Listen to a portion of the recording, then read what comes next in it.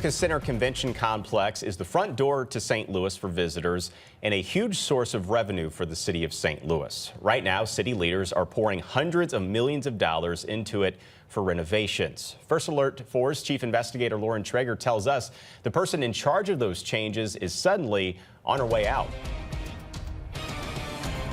Construction is still very much underway on these renovations to the convention center downtown, but there is increasing scrutiny on exactly how your money is being spent for this construction, and that could ultimately lead to a new person in charge.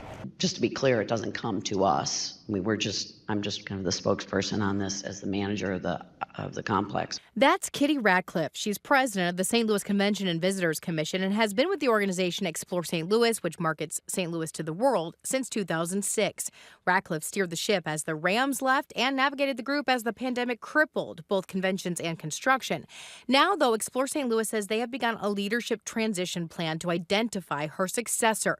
Ratcliffe's contract ends next June. The board also expressing their appreciation for her accomplishments. I don't want to nitpick at what needs fixing because that's not my expertise, but it is yours. But the commission's been facing increasing spotlight as construction costs for the much-needed convention center upgrades skyrocketed over projections. Documents newly obtained by First Alert 4 Investigates show change orders for the convention center totaling in the millions. And the city has allocated additional money while overall plans have been scaled back.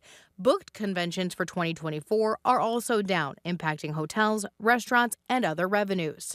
Through a spokesperson, the commission declined to provide an on-camera interview or further information about Ratcliffe's departure. Whoever takes over for her, though, will likely be well compensated. Her salary paid for by you is one of the highest in the region at $400,000 a year.